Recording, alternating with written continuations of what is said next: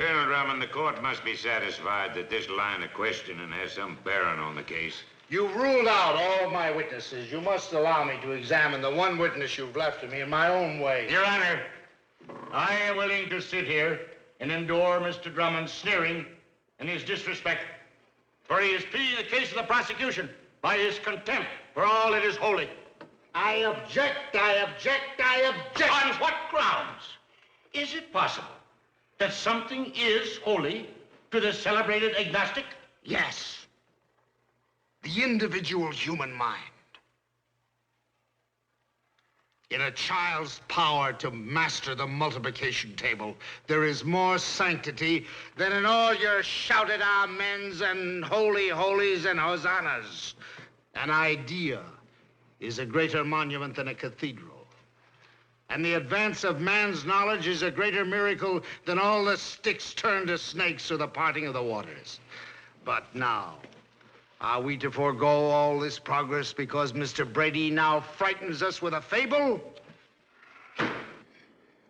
Gentlemen, progress has never been a bargain. You have to pay for it. Sometimes I think there's a man who sits behind a counter and says, all right, you can have a telephone, but you lose privacy and the charm of distance. Madam, you may vote, but at a price.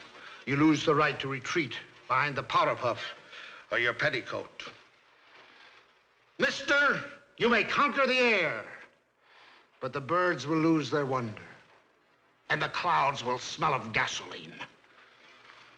Darwin took us forward to a hilltop, from where we could look back and see the way from which we came. But for this insight and for this knowledge, we must abandon our faith in the pleasant poetry of Genesis. We must not abandon faith. Faith is the most important thing. Then why did God plague us with the power to think? Mr. Brady, why do you deny the one faculty of man that raises him above the other creatures of the earth? The power of his brain to reason. What other merit have we?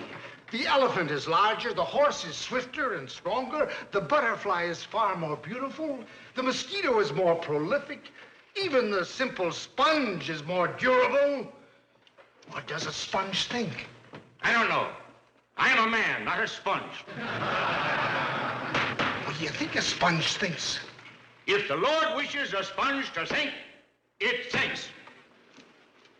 Do you think a man should have the same privilege as a sponge? Of course. This man wishes to be accorded the same privilege as a sponge. He wishes to think.